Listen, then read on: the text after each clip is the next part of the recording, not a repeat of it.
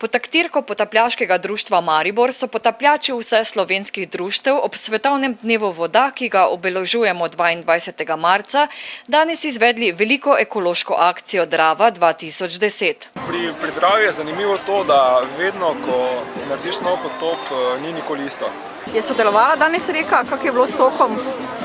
Zjutraj je sodelovala malo, potem so pa prvih 20 minut, potem so pritok tako povečali, da mislim, da bo še treba malo na kondiciji delati, da bi lahko kaj takega obvladal. Pri močnem toku nekaj vezati, nekaj pač pripravljati, te vremenske tokove gor delati, ni enostavno, Ker se v bistvu, zato da se boriš proti toku, porabiš ogromno moči, pa v bistvu potrebuješ obe roki za to, da se držiš za določeno stvar, pa zraven tega še kaj početi, kaj šlaufati pod vodo, ni enostavno. To pa kar vidi ročno, ne? Stavhate keson, pol pa vse not.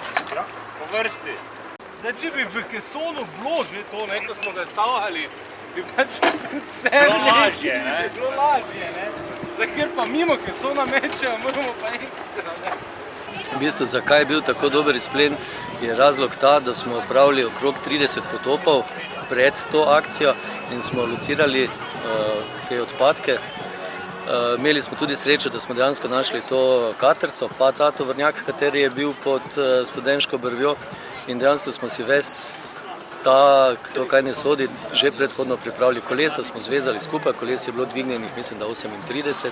Če bi to nesnago vrgli na vago, koliko bi tehtalo?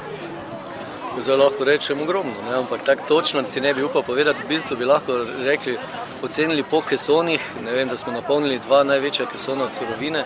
V 2 kesonih so bili ta tovornjak pa kolesa, v tem manjšem pa sedaj katrca, pa vsa ostala navlaka, ki jo zdaj še vlečemo ven. To so koši, trgovinski vozički, manjše te košare. Mislim, da smo našli tam 2 klopi, katere so že tudi nekaj časa bile v Dravi. Tako da pa še potapljači se potapljajo, tako da sigurno se še bo kaj našlo. Bo kaj so doma odnesti? Ja, če kdo kaj rabi, si lahko vzame, samo da ne bo to zopet drugo leto v Dravi,